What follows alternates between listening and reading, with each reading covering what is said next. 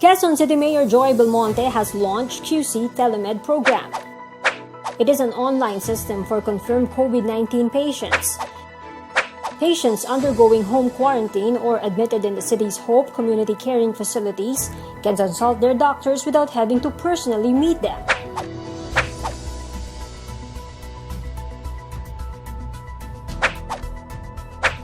Belmonte stressed this will allow doctors who have comorbidities or are seniors with limited hospital duties to continue performing their profession with no restrictions.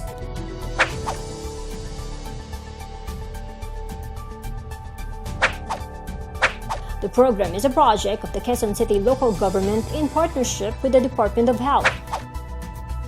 15 laptops and desktops were donated by the DOH to support the project.